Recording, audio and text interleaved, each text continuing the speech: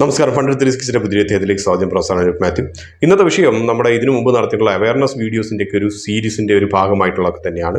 അപ്പോൾ നമ്മൾ അറിയുന്ന പോലെ തന്നെ ഇതിനു മുമ്പ് നമ്മളൊരു ഫോറക്സ് ട്രേഡിംഗ് പ്ലാറ്റ്ഫോംസുകളെ കുറിച്ചും, അതായത് ഇല്ലീഗലായിട്ടുള്ള ഫോറക്സ് ട്രേഡിംഗ് പ്ലാറ്റ്ഫോംസുകൾ, അതേപോലെ തന്നെ നാട്ടുകാർക്ക് വലിയ ഗുണമൊന്നുമില്ലാത്ത MLM സ്കീമുകൾ, നാട്ടുകാരെ പറ്റിക്കുന്ന കുറേ സ്കീമുകൾ, ഈവൻ സ്റ്റോക്ക് മാർക്കറ്റ് ഫ്രോഡ്സ്, ഇങ്ങനെയുള്ള കുറിച്ച് സീരീസ് ആയിട്ട് നമ്മൾ നടത്തിയിട്ടുണ്ടായിരുന്നു. അപ്പോൾ അതുമായിട്ട് ചേർത്ത് വായിക്കാൻ പറ്റുന്ന ഒരു കാര്യമാണ്. ഇതൊരു അവയർനെസ് വീഡിയോ ആണ്. ഒരു വീഡിയോ ഉണ്ടാക്കാനുള്ള ഒരു ചേതോവികാരം എന്താണെന്ന് വെച്ച് കഴിഞ്ഞാൽ, സബ്സ്ക്രൈബറുടെ അദ്ദേഹം നമ്മുടെ ഒരു PMS ക്ലയൻറ്റുമായിരുന്നു. 2020 നമ്മുടെ കൂടെ കൂടിയതാണ്. അപ്പോൾ അദ്ദേഹം ഒരു റിട്ടയർ ആയിട്ടുള്ള ഒരാളാണ്. അപ്പോൾ അദ്ദേഹം 2020 ഏകദേശം വരുന്ന ഒരു ആവശ്യം എന്ന് വെച്ച് കഴിഞ്ഞാൽ, അദ്ദേഹം പെൻഷൻ പറ്റിയ പണമുണ്ട്, പെൻഷന് കിട്ടിയ ബെനിഫിറ്റ്സ് ഒക്കെ ഉണ്ട്. അപ്പോൾ ആ ബെനിഫിറ്റ് എവിടെയെങ്കിലും നിക്ഷേപിച്ചിട്ട് അദ്ദേഹത്തിന് മോശമില്ലാത്ത ഒരു സംഖ്യ വാർഷികമായിട്ട് റിട്ടേൺസ് ലഭിക്കണമെന്ന രീതിയിലാണ്. അപ്പോൾ അദ്ദേഹത്തിൻ്റെ തന്നെ ഒരു ഐഡിയ അനുസരിച്ചുള്ളതാണ് ഈ പറഞ്ഞ പോലെ മോശമില്ലാത്ത ഡിവിഡൻഡ് ലഭിക്കുന്ന സുരക്ഷിതമായിട്ടുള്ള കമ്പനികളിൽ നിക്ഷേപിച്ചിട്ട് ആ ഡിവിഡൻറ്റും കൊണ്ട് മോശമില്ലാണ്ട് ജീവിതം മുമ്പോട്ട് കഴിഞ്ഞു പോകാം. ആ കൂട്ടത്തിൽ എന്തെങ്കിലും ഒരു ക്യാപിറ്റൽ അപ്രിസിയേഷൻ ഉണ്ടായാൽ അതും നല്ലതെന്ന രീതിയിൽ. അപ്പോൾ നമ്മുടെ അനലിസ്റ്റ് അതിന് വേണ്ടിയിട്ടുള്ളൊരു പോർട്ട്ഫോളിയോ ഉണ്ടാക്കി നൽകി. അപ്പോൾ നമുക്കറിയുന്ന പോലെ തന്നെ കൂടുതൽ ഡിവിഡൻഡ് ലഭിക്കുന്ന കമ്പനികൾ ഗവൺമെൻറ് ഓഫ് ഇന്ത്യയുടെ കമ്പനികളായിരുന്നു. അദ്ദേഹത്തിൻ്റെ പോർട്ട്ഫോളിയോയിൽ ഏകദേശം 75% അത് തന്നെയായിരുന്നു ഉണ്ടായിരുന്നത്. PFC, PTC, REC, coal India, Bharat petroleum, Indian oil corporation, വേദാന്തയും ഉണ്ടായിരുന്നു. അപ്പോൾ ഇങ്ങനെയുള്ള ഒരു പോർട്ട്ഫോളിയോ ആയിരുന്നു. നമുക്കറിയുന്ന പോലെ തന്നെ ഡിവിഡൻഡ് മോശമില്ലാതെ കിട്ടിയ ആ കൂട്ടത്തിൽ തന്നെ കഴിഞ്ഞ കുറച്ച് വർഷം കൊണ്ട് ക്യാപിറ്റൽ അപ്രിസിയേഷൻ ലഭിച്ചു.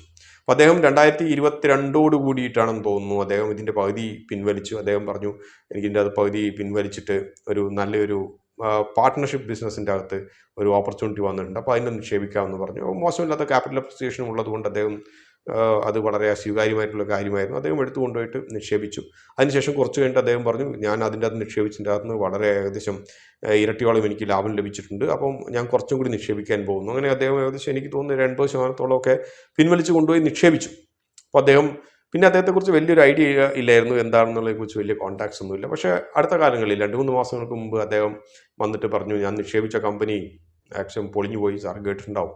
ഹൈറിച്ച് എന്നൊക്കെ പറഞ്ഞിട്ടൊരു കമ്പനിയാണ്, ഹൈറിച്ച് ഓൺലൈൻ ഷോപ്പിംഗ്. അപ്പോൾ അദ്ദേഹം അതിനെക്കുറിച്ചുള്ള കഥകളൊക്കെ പറഞ്ഞു, അതിനെക്കുറിച്ച് കുറച്ച് മോശമില്ലാത്ത ഒരു അവയർനെസ് ഒക്കെ തന്നു. അപ്പോൾ ഹൈറിച്ച് ഓൺലൈൻ ഷോപ്പിയെക്കുറിച്ച് ഞാൻ ഒരു 6-7 മാസങ്ങൾക്ക് മുമ്പൊക്കെ കേട്ടിട്ടുണ്ടായിരുന്നു. പക്ഷേ എങ്കിൽ പോലും അതിനെക്കുറിച്ച് വലിയൊരു ഐഡിയ ഇല്ല. ഒരു നല്ല ഒരു എന്താ പറയുന്നത്, റീറ്റെയിൽ ചെയിൻ ബിസിനസ് ആയിട്ടാണ് കരുതപ്പെട്ടിരുന്നത്. ഇപ്പോൾ ഓൺലൈനായിട്ടും ഡോർ ഡെലിവറി ഒക്കെ ഉണ്ടെന്നുള്ള രീതിയിലൊക്കെയാണ് ഇരുന്നത്. പക്ഷേ അദ്ദേഹം പറഞ്ഞൊരു കണക്കനുസരിച്ച് അത് നമ്മൾ നിക്ഷേപിക്കുന്ന പണത്തിൻ്റെ ഏകദേശം 65% ഓരോ വർഷവും തിരിച്ചു ലഭിക്കും. ആകെയുള്ള ഒരു കണ്ടീഷൻ എന്ന് വെച്ച് കഴിഞ്ഞാൽ, നിങ്ങളുടെ നിക്ഷേപിച്ച പണത്തിന്റെ ഒരു 4 ഇരട്ടി കിട്ടുന്നവരെയോ 5 ഇരട്ടി കിട്ടുന്നവരെയോ മാത്രമേ നിങ്ങൾക്ക് കിട്ടിക്കൊണ്ടിരിക്കുകയുള്ളൂ. അതോടുകൂടി അത് നിന്ന് പോകും. പക്ഷെ എങ്കിൽ പോലും നമ്മൾ ആലോചിക്കുമ്പോൾ ഇത് വളരെ ആകർഷണീയമായിട്ടുള്ള ഒരു കാര്യമാണ്.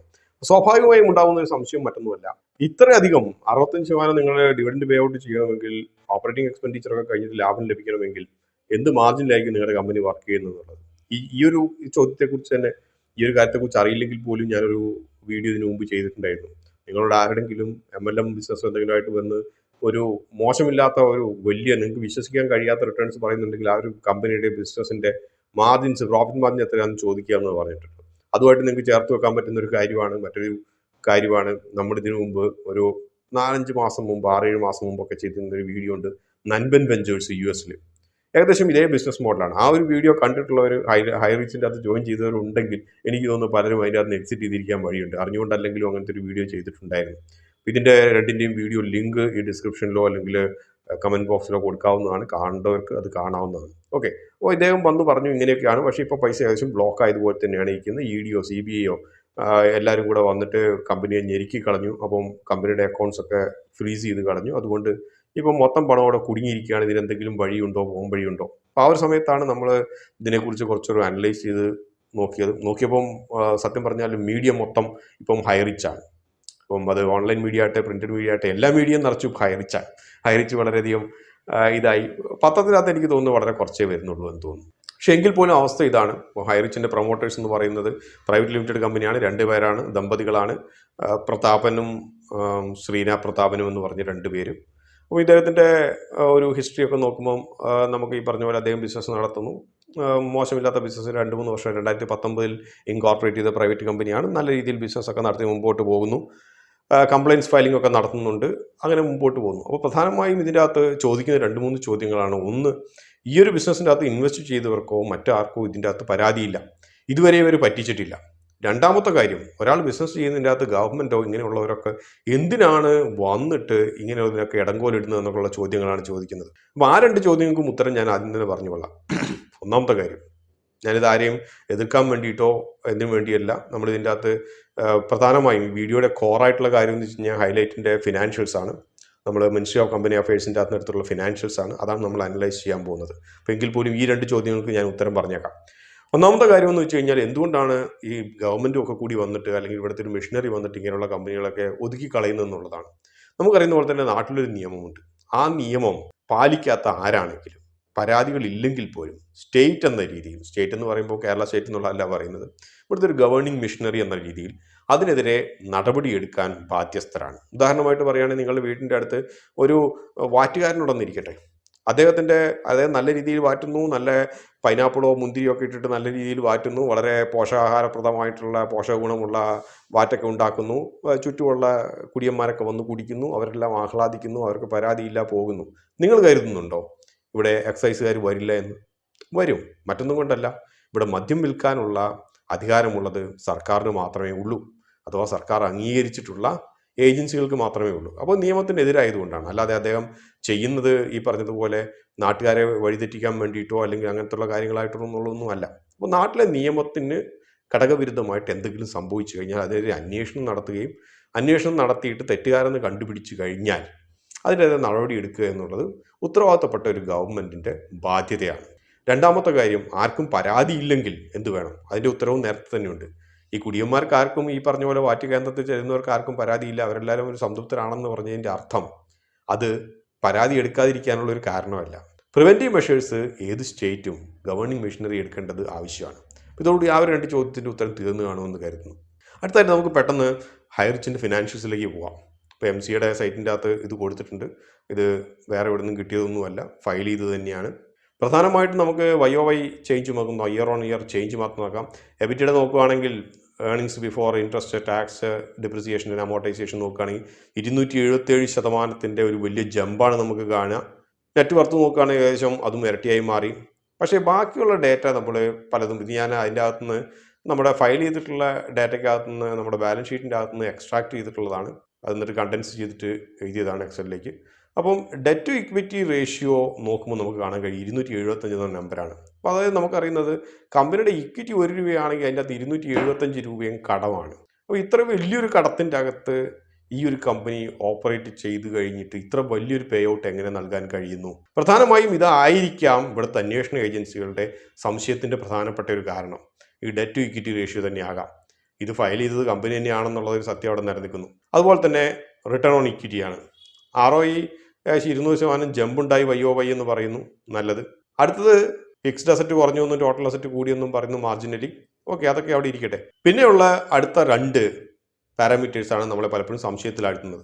നമുക്കറിയുന്ന പോലെ തന്നെ ഈ കമ്പനിയുടെ പ്രധാനപ്പെട്ടുള്ള ഒരു ക്യാഷ് വാങ്ങിക്കാനുള്ള ഒരു മാർഗം എന്ന് വെച്ച് കഴിഞ്ഞാൽ വൗച്ചേഴ്സിലൂടെയാണ്. നമ്മൾ GST നോട്ടീസ് അയച്ചു കഴിഞ്ഞപ്പോൾ കമ്പനി കൊടുത്തിരുന്ന മറുപടി ഞാൻ അടുത്തിടെ അതിൻ്റെ അകത്ത് കണ്ടു, പബ്ലിക് ഡോക്യുമെൻ്റ് ആണ്. അപ്പോൾ അതിനകത്ത് കണ്ടിട്ടുള്ള വൗച്ചർ നമ്മൾ സെല്ല് ചെയ്യുന്ന സമയത്ത് സത്യം പറഞ്ഞാൽ GST ഇമ്പോസ് ചെയ്യേണ്ട ആവശ്യമില്ല. കൂപ്പൺ റിഡീം ചെയ്യുന്നുണ്ടെങ്കിൽ മാത്രമേ, വൗച്ചർ റിഡീം ചെയ്യുന്നുണ്ടെങ്കിൽ മാത്രമേ അപ്പോൾ GST അപ്ലിക്കബിൾ ഉള്ളൂ. ശരി തന്നെ. പക്ഷെ എങ്കിൽ പോലും ഇവിടെയുള്ള ഒരു ചോദ്യം എന്ന് വെച്ച് കഴിഞ്ഞാൽ, ഈ കമ്പനി ഇത്ര ലാഭത്തിലാണെന്ന് പറയുന്നത് ഈ ട്രേഡ് റിസീവബിൾസ് ഉയർന്നു, നല്ലത്. ട്രേഡ് പേയബിൾസ് എങ്ങനെയാണ് 54% താഴെ പോയത്? കാരണം വൗച്ചർ സെയിൽസ് മോശമില്ലാതെ നന്നായിട്ടുണ്ടെന്നും മൊത്തമുള്ള ഇൻകമിൻ്റെ പ്രധാനപ്പെട്ട ഭാഗം, മൊത്തമുള്ള റവന്യൂവിൻ്റെ പ്രധാനപ്പെട്ട ഭാഗം പേയബിൾസ് ആണെന്നുള്ളതാണ് കമ്പനി പറയുന്നത്. അതായത് അപ്പോൾ വൗച്ചർ പേയബിൾ ആണ്. അപ്പോൾ ഈ പേയബിൾ എങ്ങനെയാണ് താഴുകയും വലിയ ഇൻകം വരികയും ചെയ്യുന്നുള്ളൊരു ചോദ്യം അവിടെ നിലനിൽക്കുന്നു. ഇതൊന്നും നമ്മൾ എവിടെ നിന്നും എടുത്തതല്ല, കമ്പനിയുടെ തന്നെ ബാലൻസ് ഷീറ്റ് എന്നുള്ളതാണ്. ഈ ഒരു ഡേറ്റ വളരെ ഘടകവിരുദ്ധമായിട്ടുള്ളൊരു കാര്യമാണ് കാണിക്കുന്നത്. അതേപോലെ തന്നെ കറണ്ട് റേഷ്യോ 1ന്റെ താഴെയാണ്. അപ്പോൾ ഇത്രയധികം ലാഭം അവകാശപ്പെടുന്ന ഒരു കമ്പനി സത്യത്തിൽ ലാബിലിറ്റീസ് ഡെറ്റ് കൂടുതലാണ് അസറ്റിനേക്കാളും എന്നുള്ള ഒരു അവസ്ഥയിലാണ് എത്തി നിൽക്കുന്നത്. ഇതാണ് നമ്മുടെ ഫിനാൻഷ്യൽസിനെ കുറിച്ച് നമ്മൾ ചെന്നെത്തി നിൽക്കുന്ന കാര്യം. അപ്പോൾ ഫിനാൻഷ്യൽസ്, ഫയൽ ചെയ്തിട്ടുള്ള ഫിനാൻഷ്യൽസ് അനുസരിച്ച് കമ്പനിക്ക് ഈ പറഞ്ഞത് പോയിട്ട് 5% പോലും റിട്ടേൺസ് നൽകാൻ ഉള്ള ഒരു ശേഷിയില്ല, ക്ഷേമുഷിയില്ല, ഒന്നുമില്ല. അതായത് ഒരു പബ്ലിക് ലിമിറ്റഡ് കമ്പനി ആയിരുന്നെങ്കിൽ അക്കൗണ്ട്സ് കുറച്ചും കൂടി ട്രാൻസ്പെറൻ്റ് ആകുമായിരുന്നു. ഈ ഒരു ഫിനാൻഷ്യൽസ് ഉള്ളൊരു കമ്പനി സത്യം പറഞ്ഞാൽ അതിൻ്റെ വില 100 രൂപയാണ് അതിൻ്റെ മാർക്കറ്റ് വാല്യൂ എങ്കിൽ അത് ഒരു 20 രൂപയിലേക്ക് കൂപ്പ് കുത്താനുള്ള സാധ്യത വളരെ കൂടുതലാണുള്ളത്. ഒരു പെനി സ്റ്റോക്കുകളായിട്ടൊക്കെ നിലനിൽക്കുകയുള്ളൂ. ഈ പറഞ്ഞ റേഷ്യോസും ഈ പറഞ്ഞ പെർഫോമൻസും ഉള്ള ഫിനാൻഷ്യൽസും ഉള്ളത്. ഇതാരും ഹൈറിച്ചിനെ ആരാധിക്കുന്ന ആരും ഓടി വന്നിട്ട് ഒച്ചമ്പോടും വെക്കാൻ വേണ്ടി പറയുന്നതല്ല. ഈ ഡേറ്റയൊക്കെ നമ്മൾ MCA സൈറ്റിൻ്റെ അകത്ത് കമ്പനി തന്നെ ഫയൽ ചെയ്തതാണ്. ഞാൻ ആർക്കും എതിരല്ല. എൻ്റെ കഴിവിൻ്റെ പരമാവധി ഞാൻ പഠിച്ചിട്ടുണ്ട്. ഇത് കൂടുതൽ ഇനി പഠിക്കാൻ എന്നെ കൊണ്ടാകില്ല. അടുത്തായിട്ട് നമുക്ക് കമ്പനിയുടെ ഔട്ട്സ്റ്റാൻഡിങ് ലോൺസിനെ കുറിച്ച് നമുക്ക് നോക്കാം. അപ്പോൾ കമ്പനി ഓൾറെഡി ആകെ 2 ലോണുകളാണ് എടുത്തിട്ടുള്ളത്. ഒന്ന് ആക്സിസ് ബാങ്കിൻ്റെ അകത്ത് നിന്ന് 2021 ജാനുവരിയിൽ എടുത്തതാണ്. ഏകദേശം 270 ലക്ഷം, അതായത് 2.7 കോടി രൂപയ്ക്ക്. അത് ക്ലോസ് ചെയ്തു 2022. പക്ഷേ അതിന് കൊടുത്തിരിക്കുന്ന അസറ്റ്സ്, സെക്യൂർ ചെയ്തിട്ടുള്ള അസറ്റ്സ് നോക്കിക്കഴിഞ്ഞാൽ നമുക്ക് കാണാൻ കഴിയും കമ്പനിയുടെ പ്രൊമോട്ടേഴ്സ്, അതായത് ശ്രീന പ്രതാപനും അവരുടെ പേഴ്സണൽ ഗ്യാരണ്ടിയിലും അവരുടെ പേരിലുള്ള ഫിക്സ്ഡ് ഡെപ്പോസിറ്റ്സും പ്ലഡ്ജ് ചെയ്തിട്ടാണ് ഈ പറഞ്ഞ പണം എടുത്തിട്ടുള്ളത്. അപ്പോൾ നമുക്ക് അറിയാൻ കഴിയും FD പ്ലഡ്ജ് ചെയ്ത് കഴിഞ്ഞാൽ ഹെയർ കട്ട് ഇല്ലാതെ മുഴുവൻ കിട്ടും. ബാക്കിയുള്ള പേഴ്സണൽ ഗ്യാരണ്ടിയുടെ മുകളിലാണ് കൊടുത്തിട്ടുള്ളത്. അപ്പോൾ മോശമില്ലാത്തൊരു ഇൻട്രസ്റ്റ് മിക്കവാറും ചാർജ് ചെയ്തിരിക്കാനുള്ള വഴിയുണ്ട്. ആ ലോൺ ക്ലോസ് ചെയ്തു. മറ്റൊന്നും കൊണ്ടാവാൻ വഴിയില്ല. കാരണം ആ ലോണിൻ്റെ ബാധ്യതകൾ മുഴുവൻ സ്വന്തം പേരിലാണ് വന്നു ചാടുന്നത്. മറ്റൊരു ലോൺ 2020 ഡിസംബറിൽ എടുത്തൊരു ലോണാണ്. അതായത് ഈ ലോണിൻ്റെ ഒരു വർഷം മുമ്പ് ഏകദേശം. അപ്പം അതെടുത്തിരിക്കുന്നത് 99, ഏകദേശം 1 കോടിയുടെ അടുത്ത് വണ്ടി വാങ്ങിക്കാൻ വേണ്ടിയിട്ടാണ്. അത് ഇപ്പോഴും ഓൺ ഗോയിങ് ആണ്. അത് ക്ലോസ് ചെയ്തിട്ടില്ല. ഏകദേശം 3.5-4 വർഷമായിട്ട് പോലും ക്ലോസ് ചെയ്തിട്ടില്ല. മറ്റ് ലോണുകളൊന്നും കമ്പനിയുടെ അക്കൗണ്ടിൽ കാണുന്നില്ല. അപ്പോൾ ഇത്രയും ചെറിയ ലോണുകളൊക്കെ എടുക്കാൻ വേണ്ടിയിട്ടുള്ള ഒരു കാരണം എന്താണെന്നുള്ളത് പ്രധാനമായിട്ട് നമുക്ക് ആലോചിച്ചിട്ടൊന്നും മനസ്സിലാകുന്നില്ല. കാരണം ആയിരക്കണക്കിന് കോടികളുടെ ആസ്തിയുള്ള കമ്പനികളായിട്ടാണ് പുറത്തു പലതും പറയുന്നത്. പക്ഷേ ബാലൻസ് ഷീറ്റിലൊന്നും അത് കാണിക്കുന്നില്ലെങ്കിൽ കൂടിയും. മറ്റൊരു പ്രധാനപ്പെട്ട കാര്യം, ഇപ്പോൾ ഇങ്ങനെ ഒരു ബിസിനസ് എക്സ്പാൻഷന് സ്കോപ്പുള്ള ഒരു കമ്പനി, പ്രത്യേകിച്ച് OTT, ക്രിപ്റ്റോ കോയിൻ, ഇവെല്ലാം ഇങ്ങനെയൊക്കെയുള്ള ഒരു കമ്പനി എന്തുകൊണ്ട് ഒരു ക്യാപെക്സ് സ്പെൻഡിങ് കൂടുതൽ നടത്തിയിട്ട് കുറച്ചൊരു 150-200 കോടി രൂപയുടെ കടം കൂടുതൽ എടുത്തിട്ട് ഈ ഒരു ബിസിനസ് എക്സ്പാൻഷന് വേണ്ടി പോയില്ല എന്നുള്ളൊരു ചോദ്യം അവിടെ നിലനിൽക്കുന്നു. അപ്പോൾ വളരെ ലളിതമായിട്ട് പറയുകയാണെങ്കിൽ കമ്പനിയുടെ പ്രധാനപ്പെട്ട ബിസിനസ് ഓൺലൈൻ ബിസിനസ്സോ ക്രിപ്റ്റോ കറൻസിയോ അല്ലെങ്കിൽ OTT ഒന്നും അല്ല. അങ്ങനെ ആയിരുന്നെങ്കിൽ ബിസിനസ്സിന് വേണ്ടിയിട്ട് കൂടുതൽ സ്പെൻഡ് ചെയ്യായിരുന്നു. അതിനു പകരം കമ്പനിയുടെ പ്രധാനമായിട്ടുള്ള ബിസിനസ് വൗച്ചർ സെയിൽസ് മാത്രമാണ്. വൗച്ചർ സെയിൽസിലൂടെ വരുന്ന പണം റോൾ ചെയ്യുക എന്നുള്ളതാണ്. പ്രധാനമായിട്ടും എനിക്ക് തോന്നുന്നത് EDO അല്ലെങ്കിൽ സീരിയസ് ഫ്രോഡ് ഇൻവെസ്റ്റിഗേഷൻ ഇവരൊക്കെ ഇതിൻ്റെ അകത്ത് അന്വേഷിക്കുന്നതിൻ്റെ പ്രധാനപ്പെട്ട ഒരു കാരണം അത് തന്നെ ആകാനാണ് വഴി. കാരണം കമ്പനി ഇത്രയും കാലം കൊടുത്തിരിക്കുന്ന ഡേറ്റയും അവകാശപ്പെടുന്നതും തമ്മിൽ വളരെ ഘടകവിരുദ്ധമായിട്ടുള്ള കാര്യങ്ങളാണുള്ളത്. പിന്നെ പ്രൊമോട്ടേഴ്സിൻ്റെ ബാക്ക്ഗ്രൗണ്ട്, നമ്മൾ പല പെനി സ്റ്റോക്കുകളും നമ്മൾ ഇതുപോലെ തന്നെ അനലൈസ് ചെയ്തിട്ടുണ്ടായിരുന്നു കഴിഞ്ഞ വർഷം. പ്രൊമോട്ടേഴ്സിൻ്റെ ബാക്ക്ഗ്രൗണ്ടും റിലേറ്റഡ് പാർട്ടി ട്രാൻസാക്ഷനൊക്കെ. പ്രൊമോട്ടേഴ്സിൻ്റെ ബാക്ക്ഗ്രൗണ്ട് സത്യം പറഞ്ഞാൽ അതിൻ്റെ അകത്ത് ഒരു പ്രൊമോട്ടറായിട്ടുള്ള പ്രതാപൻ, അദ്ദേഹം കോലോട്ട് പ്രതാപൻ, അദ്ദേഹം ഇതിനു മുമ്പൊരു കമ്പനി നടത്തിയിട്ടുണ്ടായിരുന്നു എന്നാണ് നമ്മുടെ MCA വെബ്സൈറ്റിൻ്റെ അകത്ത് കാണുന്നത്. ആ കമ്പനി സ്ട്രൈക്ക് ഓഫ് ചെയ്തു. പക്ഷേ അദ്ദേഹത്തിൻ്റെ പേരിൽ കേസുകൾ നിലനിൽക്കുന്നു എന്നാണ് കാണിക്കുന്നത്. അപ്പോൾ അദ്ദേഹം അന്നത്തെ രീതിയിൽ അതും ഒരു മണി ലോണ്ടറിങ് കേസായിട്ടും മണി ചെയിൻ ബിസിനസ് ആയിട്ടുള്ള ഒരു കേസുകളായിട്ടാണ് കാണുന്നത്. അപ്പോൾ ഇതെല്ലാം കൂടി നമ്മൾ ചേർത്ത് വെക്കുമ്പോൾ ഒരു കാര്യം മനസ്സിലാക്കേണ്ടതെന്ന് വെച്ച് കഴിഞ്ഞാൽ വളരെ ലളിതമാണ്. കമ്പനി മണി സർക്കുലേഷൻ സ്കീം തന്നെയായിരുന്നു നടത്തിക്കൊണ്ടിരുന്നത്. മറ്റൊരു കാര്യം, നമ്മൾ പലപ്പോഴും ബിസിനസ്സിനകത്ത് നമ്മൾ കണ്ടിട്ടുണ്ടാവും, പല പെനി സ്റ്റോക്കുകളൊക്കെ നമ്മൾ ഇതിനു മുമ്പ് അനലൈസ് ചെയ്തപ്പോൾ കണ്ടിട്ടുണ്ടാവും. ഇവരൊരു സീരിയസ് ഓൺടർപ്രണേഴ്സ് ആയിട്ടുള്ള കുറേ പേരുണ്ടാവും. ഒരു കമ്പനി ഉണ്ടാക്കുക, ലിസ്റ്റ് ചെയ്യുക, പൊളിക്കുക, അടുത്ത കമ്പനി ഉണ്ടാക്കുക, ലിസ്റ്റ് ചെയ്യുക, പൊളിക്കുക എന്നുള്ള രീതിയിൽ. പൊളിക്കുക എന്ന് പറയുമ്പോൾ കമ്പനി പൊളിച്ചിട്ട് പോകുന്നുള്ളതല്ല, അവർ ലിസ്റ്റ് ചെയ്യുന്നു, സ്റ്റോക്ക് മാർക്കറ്റിൽ ലിസ്റ്റ് ചെയ്യുന്നു, അവർ മോശമില്ലാത്തൊരു ലാഭം കിട്ടുമ്പം അതിൻ്റെ അകത്ത് മുഴുവനായിട്ടും കമ്പനിയിൽ നിന്ന് എക്സിറ്റ് ചെയ്യുന്നു. അത് അവരുടെ ഒരു ശീലമാണ്. അതിൻ്റെ അകത്ത് വലിയൊരു കമ്മിറ്റ്മെൻ്റ് ഒന്നും ഇല്ലാതെ.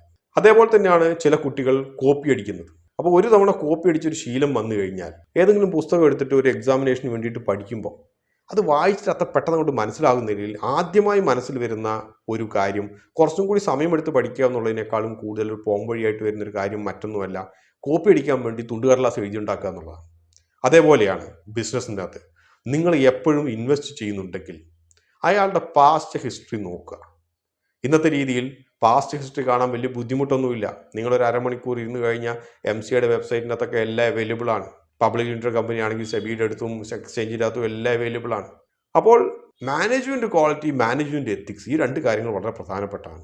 ഒരു തവണ ഏതെങ്കിലും ഫ്രോഡിന് വേണ്ടി പിടിക്കപ്പെട്ട ഒരാൾ അയാൾ പിന്നെ ഒരു തവണ നല്ല രീതിയിൽ ബിസിനസ് നടത്താനുള്ള സാധ്യതകൾ വളരെ കുറവാണ്. ഇക്കാര്യം നിങ്ങൾ ഈ ഒരു കാര്യത്തിൽ മാത്രമല്ല ഇനിയുള്ള ജീവിതത്തിലും മുമ്പോട്ടും മനസ്സിൽ വെക്കുക. ഇക്കാര്യത്തെക്കുറിച്ച് വേറെ ചിലരൊക്കെ പറയുന്ന കാര്യം ഇനി എന്ത് ചെയ്യുമെന്നുള്ളതാണ്. ഇനി എന്ത് ചെയ്യുമെന്ന് വെച്ച് കഴിഞ്ഞാൽ കമ്പനിയുടെ ഇപ്പോഴത്തെ ഫിനാൻഷ്യൽസ് അനുസരിച്ച് പറയാൻ പറ്റുന്ന ഒരു കാര്യം, കമ്പനി ലിക്വിഡേഷനിലേക്ക് പോയി കഴിഞ്ഞാലും ഇതിൻ്റെ അകത്ത് കോൺഫിസ്റ്റിക്കേറ്റ് ചെയ്യാനുള്ള സാധനങ്ങളൊക്കെ വളരെ കുറവാണ്. ലിക്വിഡേറ്റ് ചെയ്ത് കഴിഞ്ഞിട്ട് വൗച്ചർ ലഭിച്ചവരുടെ പ്രയോറിറ്റി ലിസ്റ്റ് വളരെ താഴെയാണെന്നുള്ള കാര്യം നിങ്ങൾ മനസ്സിലാക്കുക. ഇക്വിറ്റി ഇൻവെസ്റ്റേഴ്സിൻ്റെ കാര്യം പറയുന്ന പോലെ തന്നെയാണ്. അതേസമയം നമ്മൾ ഫിനാൻഷ്യൽസ് എടുത്ത് നോക്കുമ്പോൾ, ബാലൻസ് ഷീറ്റ് എടുത്ത് നോക്കുമ്പോൾ നമുക്ക് കാണാൻ കഴിയും ഡെറ്റ് അവിടെ നിലനിൽക്കുന്നുണ്ട്. ബാങ്കിൻ്റെ ലോൺ ഉൾപ്പെടെയുള്ള ബാക്കി പേയബിൾസും എല്ലാം അവിടെ നിലനിൽക്കുന്നുണ്ട്. ഇതെല്ലാം കഴിഞ്ഞതിന് ശേഷം മാത്രമേ നിങ്ങളെ സർവീസ് ചെയ്യൂ. അപ്പോൾ അത്ഭുതങ്ങളൊന്നും സംഭവിച്ചിട്ടില്ല. കമ്പനി തിരിച്ചു വന്നിട്ടില്ലെങ്കിൽ, ഈ കമ്പനി വൈൻഡപ്പ് ചെയ്യുകയാണെങ്കിൽ കാര്യമായിട്ട് വലിയ പ്രതീക്ഷകളും പ്രത്യാശകളൊന്നും വെക്കുന്നതിൽ കാര്യമില്ല. അടുത്തായിട്ട് നിങ്ങൾക്ക് നിയമപരമായിട്ട് എന്തെങ്കിലും ചെയ്യാൻ പറ്റുമോ എന്നുള്ള ചോദ്യമാണ്. നിങ്ങൾ മനസ്സിലാക്കേണ്ട ഒരു കമ്പനി എന്ന് പറയുന്നത് ഒരാളുടെ പ്രോപ്പർട്ടി അല്ല. ഇതിൻ്റെ അകത്ത് പ്രതാപനെന്നോ ശ്രീനയെന്നോ മറ്റാരെങ്കിലും ഉണ്ട്, അവർക്കുള്ള അതേപോലെ തന്നെയുള്ള ലയബിലിറ്റീസ് മാത്രമേ ഈ കമ്പനിക്കേ ഉള്ളൂ. അപ്പോൾ ഇവരുടെ പേഴ്സണൽ ആയിട്ടുള്ള ആസ്തികൾ ജപ്തി ചെയ്തിട്ട് നഷ്ടപ്പെട്ടവർക്ക് തിരിച്ചു കൊടുക്കുക എന്ന് പറയുന്നത് ചോദ്യത്തിൽ അവശേഷിക്കുന്നില്ല. കമ്പനിയുടെ ഫിനാൻഷ്യൽസിൻ്റെ അവസ്ഥ ഇതാണ് എന്നുള്ളതും അറിയാം. അപ്പോൾ അതുകൊണ്ട് ആ ഒരു സാധ്യത അവിടെ നിലനിൽക്കുന്നില്ല. പിന്നെ നിങ്ങൾക്ക് ആകെയുള്ളൊരു സാധ്യത എന്ത് ആണ് എന്ന് ചോദിച്ചു കഴിഞ്ഞാൽ വളരെ ലിമിറ്റഡ് ആണ്. ചെറിയ പണമാണെങ്കിൽ നിങ്ങൾ മറന്നേക്കുക, വലിയ പണമാണെങ്കിൽ നിങ്ങൾക്ക് വേണമെങ്കിൽ കേസ് നടത്താം. പക്ഷെ എങ്കിൽ പോലും ചരിത്രം പറയുന്നത് ഇത്തരത്തിലുള്ള ആട്, തേക്ക്, മാഞ്ചിയം, ലാഭല്ല, ഇങ്ങനെയൊക്കെയുള്ള കുറേ സീരീസ് ഓഫ് ഇൻവെസ്റ്റ്മെൻറ്റ് ഫ്രോഡ്സ് ഒക്കെ ഉണ്ടായിരുന്നു. അപ്പോൾ ഇതിൻ്റെ അകത്തൊക്കെ വന്നിട്ടുള്ളൊരു കാര്യം ചരിത്രം പറയുന്നത് ഇങ്ങനെ കേസൊന്നും നടത്തിയിട്ട് ആർക്കും ഒന്നും ലഭിച്ചിട്ടില്ല. അപ്പം അതുകൊണ്ട് പറയാനുള്ള ഒരൊറ്റ കാര്യം, നിങ്ങൾ ഇതൊരു അനുഭവമായിട്ട് എടുക്കുക. ജീവിതത്തിൽ പലതും നിങ്ങൾ കുറേ കോഴ്സ് ഒക്കെ, ഇൻവെസ്റ്റ്മെൻറ്റ് കോഴ്സൊക്കെ കുറേ പണമൊക്കെ കൊടുത്തിട്ടൊക്കെ പഠിക്കാറില്ലേ? അപ്പം അങ്ങനെയുള്ള ഒരു കോഴ്സ് പഠിക്കാൻ വേണ്ടിയിട്ടുള്ളൊരു പണമായിട്ട്, കോഴ്സ് ഫീ ആയിട്ട് നിങ്ങളിത് കാണുക. ഇതിൻ്റെ അകത്ത് നിങ്ങൾ അനുഭവങ്ങൾ പഠിക്കുക. കൂടുതൽ മെച്ചപ്പെട്ടതും അംഗീകൃതമായിട്ടുള്ളതും റിസ്ക് ഹെഡ്ജ് ചെയ്യാൻ കഴിയുന്നതുമായിട്ടുള്ള നിക്ഷേപങ്ങളിൽ ബുദ്ധിപൂർവ്വവും യുക്തിപൂർവ്വമായിട്ട് നിങ്ങൾ ഭാവിയിൽ നിക്ഷേപിക്കുക. അപ്പോൾ ഇതോടുകൂടി ഈ ഒരു അധ്യായം ഇവിടെ അവസാനിക്കുകയാണ്. മറ്റൊരു അധ്യായം വീണ്ടും കാണാൻ വരെ നന്ദി.